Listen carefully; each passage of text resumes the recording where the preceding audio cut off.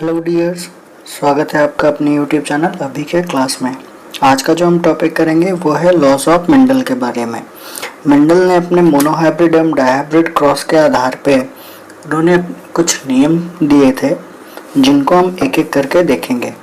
जो पहला नियम दिया था उन्होंने वो दिया था प्रिंसिपल ऑफ पेयर्ड फैक्टर्स, दूसरा दिया था लॉ ऑफ डोमिनेंस, तीसरा दिया था लॉ ऑफ सेग्रीगेशन। ये जो तीनों लॉज हैं, ये तीनों लॉज उन्होंने मोनोहाइब्रिड के बेसिस पे दिया था। इसे उन्होंने मोनोहाइब्रिड क्रॉस के बेसिस पे दिया था।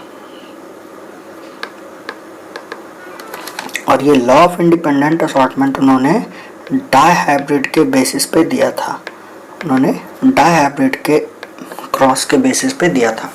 मोनोहाइब्रिड क्रॉस किसे कहते हैं? तो मोनोहाइब्रिड क्रॉस उस क्रॉस को कहते हैं जब प्लांट्स के एक कैरेक्टर के बेसिस पे, एक पेयर ऑफ कैरेक्टर्स के बेसिस पे उनके बीच क्रॉस कराया जाता है। जैसे टॉलनेस और टॉलर ड्रॉप के बीच, प्योर टॉलर प्योर ड्रॉप के बीच, या फिर जो भी प्लांट्स होंगे उनके एक ही कैरेक्टर्स को लेकर क्रॉस कराया जाता है। उस क्रॉस को हम लोग क्या बोलते हैं? Monohybrid cross. और जब प्लांट्स के दो कैरेक्टर्स को लेकर बेस्ड पे जब क्रॉस कराया जाता है तो उसे हम डायहाइब्रिड क्रॉस कहते हैं। उसी के बेसिस पे मेंडल ने अपने स्टडीज के बेसिस पे कुछ लॉज दिए थे। तो जिसमें से पहला लॉज है प्रिंसिपल ऑफ पेयर्ड कैरेक्टर। इसके अकॉर्डिंग उन्होंने क्या कहा था? इसके अकॉर्डिंग कहा था कि जो भी कैरेक्टर्स एक ऑर्गेनिज्म में रिप्रेजेंट करेंगे वो एटलीस्ट दो फैक्टर्स के द्वारा रिप्रेजेंट होंगे जिन्हें हम एलील्स कहते हैं। और ये दोनों फैक्टर्स किसके ऊपर प्रेजेंट होंगे? तो ये दोनों फैक्टर्स दो होमोलोगस क्रोमोसोम के ऊपर प्रेजेंट होंगे एट द सेम लोकस, यानी सेम पॉइंट पे। जैसे अगर पहला क्रोमोसोम ये है तो इसके ऊपर अगर यहाँ पे है, अगर इसके ऊपर यहाँ पे है तो इसके ऊपर भी यही सेम लोकस पे, यानी अगर यहाँ पे कैपिटल टी है तो इसके ऊपर स्मॉल टी होंगे, या इसके ऊपर इसी तरह से दोनों। तो ये दोनों जो पेयर्ड है, यानी कोई भी कैरेक्टर जो है वो किसके द्वारा रिप्रेजेंट किया जाएगा? तो वो जो होगा वो पेयर्ड ऑफ एलील्स के द्वारा रिप्रेजेंट किया जाएगा। कम से कम मिनिमम दो होंगे, ठीक है। और they may represent the same or alternate expression of the same character. Factors representing the alternate or same form of a character are called alleles or allelomorph. यानी एक ही कैरेक्टर्स को रिप्रेजेंट करने वाले जिन्स के दो अल्टरनेटिव फॉर्म क्या कहलाते हैं? तो वो हमारे एलील कहलाते हैं। और यहाँ पे क्वेश्चन आता है कि एलील का दूसरा नाम क्या है? तो एलील का दूसरा नाम एलिलोमॉर्फ है। ये देखिए, यहाँ हम देखेंगे कि अगर दोनों होमोलोगस क्रोमोसोम के ऊपर एक ही एलील प्रेजेंट है, यानी दैट इज कैपिटल टी और स्मॉल टी, तो ये दोनों कंडीशन कहलाएंगे होमोजाइगस कंडीशन। ये कौन सा कहलाएंगे? Homozygous condition. यानी इस कंडीशन में जो दोनों लोकस, क्रोमोसोम के दोनों लोकस पे सेम एलील्स प्रेजेंट होंगे, आइदर कैपिटल टी और स्मॉल टी। बट जब दो होमोलोगस क्रोमोसोम के ऊपर दोनों लोकस पे दो अलग अलग एलील्स प्रेजेंट हो, यानी एक पे कैपिटल टी और दूसरे पे स्मॉल टी, तो इस कंडीशन को हम लोग हेट्रोजाइगस कंडीशन बोलेंगे। इस कंडीशन को हम लोग क्या बोलेंगे? Heterozygous condition. सेकेंड लॉ उनके द्वारा, जो मेंडल के द्वारा दिया गया, वो था लॉ और प्रिंसिपल ऑफ डोमिनेंस। लॉ और प्रिंसिपल ऑफ डोमिनेंस, इसके अकॉर्डिंग उन्होंने बोला कि कोई भी हेट्रोजाइगस कंडीशन में, किसमें? हेट्रोजाइगस कंडीशन में, यानी when both the alleles are present when both the alleles are present but only one of them is expressed itself and the second one gets suppressed। Means क्या बोला कि जब heterozygous condition में दोनों alleles present होते हैं और उनमें से केवल एक ही अपने कैरेक्टर्स को दिखाते हैं तो उस टाइम में उसको हम क्या कहेंगे, उस कंडीशन को उन्होंने बोला डोमिनेंस, यानी जो अपने आप को रिप्रेजेंट करेगा, ये हेट्रोजाइगस कंडीशन है। तो इसमें कैपिटल टी जो है, इसमें जो कैपिटल टी है ये डोमिनेंट हो जाता है, यानी जो ये जीनोटाइप है और इसका फिनोटाइप जो होगा ये टॉल होता है, यानी बड़े वाले कैपिटल टी का एक्सप्रेस करता है अपने आप को और स्मॉल टी अपने आप को एक्सप्रेस नहीं करता है। तो जो एलील एक्सप्रेस करेगा वो डोमिनेंट कहलाएगा और जो अपने आप को एक्सप्रेस नहीं करेगा उसे रिसेसिव कहते हैं। रिसेसिव किसे कहेंगे, तो रिसेसिव वो एलील्स होते हैं जो सिर्फ और सिर्फ अपने आप को होमोजाइगस कंडीशन में रिप्रेजेंट करें, जो सिर्फ और सिर्फ अपने आप को होमोजाइगस कंडीशन में रिप्रेजेंट करें। ठीक है, तो लॉ ऑफ डोमिनेंस के बारे में अगर बोलेंगे तो लॉ ऑफ डोमिनेंस क्या है, तो लॉ ऑफ डोमिनेंस के अकॉर्डिंग बोला कि इन हेट्रोजाइगस कंडीशन यानी किसी भी विषम युग्मज स्थिति में जब दोनों एलील एक साथ उपस्थित होते हैं परंतु उनमें से केवल एक ही एलील ही अपने आप को परिलक्षित करता है, यानी फिनोटाइप में अपने आप को एक्सप्रेस करता है, तो इस कंडीशन को हम डोमिनेंस या डोमिनेंट कंडीशन कहते हैं। और जो अपने आप को दिखाता है यानी जो अपने आप को एक्सप्रेस करता है उसे हम क्या बोलते हैं, डोमिनेंट। और जो अपने आप को एक्सप्रेस नहीं करता है विषम युग्मज स्थिति में या हेट्रोजाइगस कंडीशन में तो उसे हम कहते हैं रिसेसिव। ठीक है, अब हम लोग आते हैं सेकेंड लॉ पे यानी थर्ड लॉ पे, ये है प्रिंसिपल और लॉ ऑफ सेग्रीगेशन। इसके अकॉर्डिंग मेंडल ने बोला कि जब दो फैक्टर्स प्रेजेंट होते हैं किसी कैरेक्टर्स को रिप्रेजेंट करने वाले, तो ये अपनी जो आइडेंटिटी होती है वो उसे अलग रखते हैं। यानी जब गैमेट्स का फॉर्मेशन होता है तो गैमेट्स के फॉर्मेशन में ये सेपरेट हो जाते हैं, ये सेपरेट हो जाते हैं और रैंडमली क्या हो जाते हैं, डिस्ट्रीब्यूट हो जाते हैं गैमेट्स में।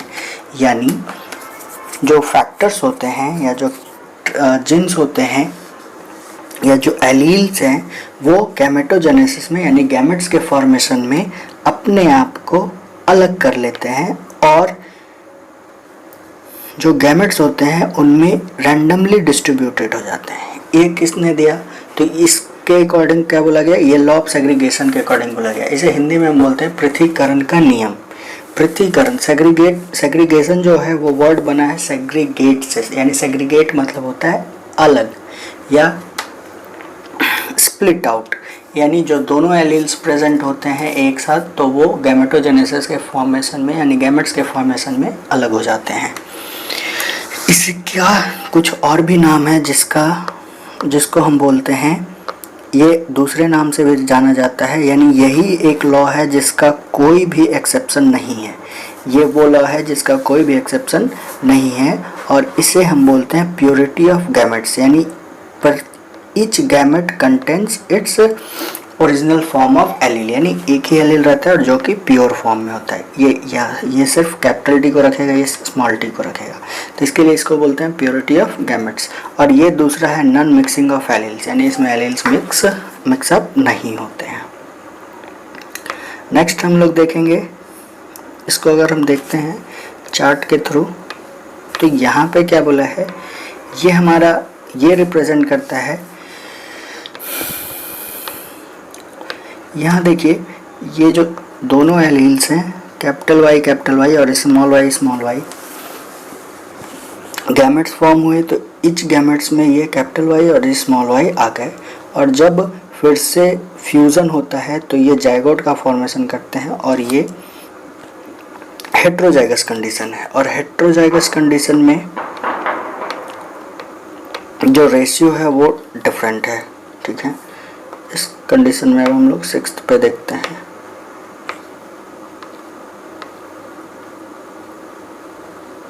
नेक्स्ट है हम लोग का, एक मिनट, नेक्स्ट जो लॉ है वो है law of independent assortment. Law of independent assortment के अकॉर्डिंग क्या बोला गया, इसके अकॉर्डिंग बोला गया असॉर्टमेंट मतलब होता है अरेंजमेंट, असॉर्टमेंट मतलब होता है अरेंजमेंट।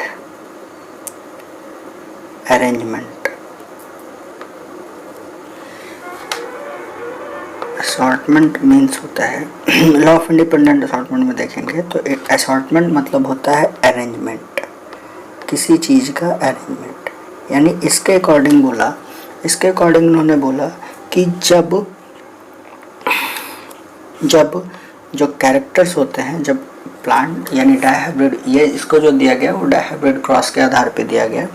और डायहाइब्रिड क्रॉस में उन्होंने सीड का कलर क्या लिया था, तो सीड का कलर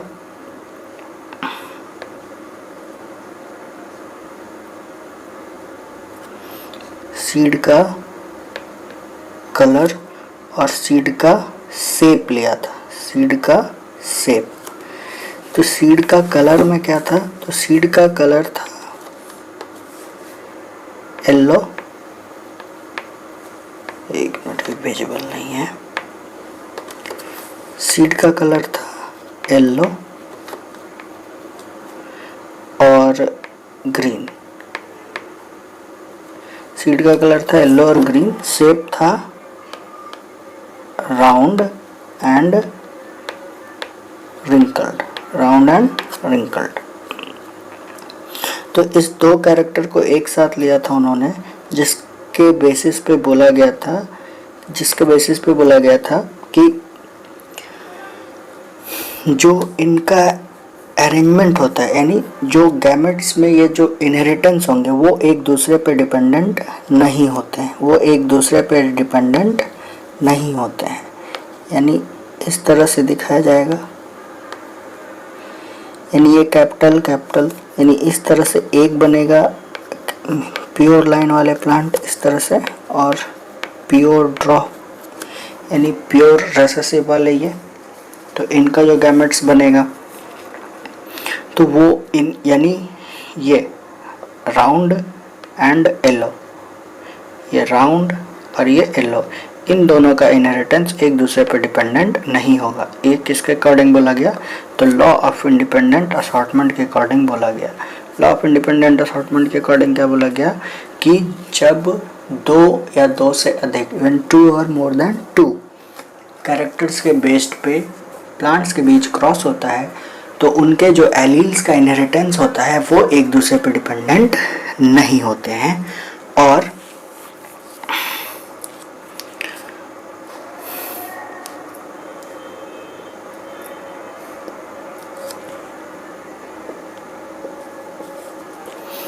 जैसे हम यहाँ पे देखेंगे, और इसी के बेसिस पे कितने टाइप के गैमेट्स बनेंगे उसका ये होता है। तो यहाँ पे जितने टाइप के एलील्स होंगे उसके बेसिस पे 2 to the power n के फॉर्म में होता है।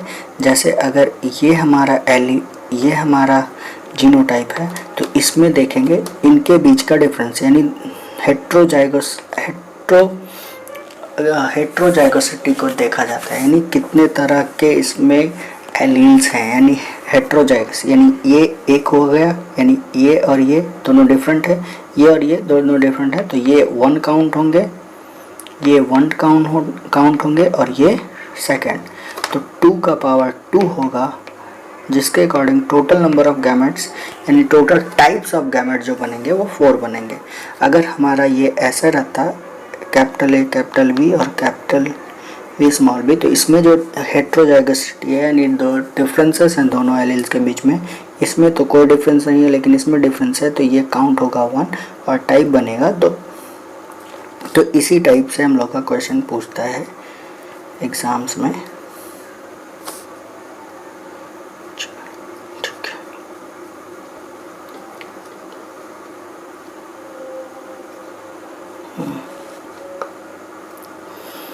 तो यहाँ पे ये है जो डायहाइब्रिड क्रॉस के बेसिस पे जो रेशियो आया था, एक बार रेशियो इम्पोर्टेंट है, तो 9:3:3:1 ये डायहाइब्रिड का फिनोटाइप रेशियो है, ये फिनोटाइप रेशियो है।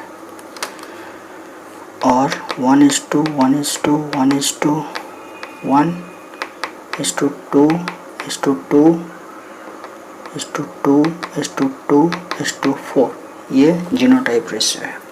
तो मेंडल के द्वारा यही कुछ लॉस दिए गए जिनको हम लोगों को देखना होता है।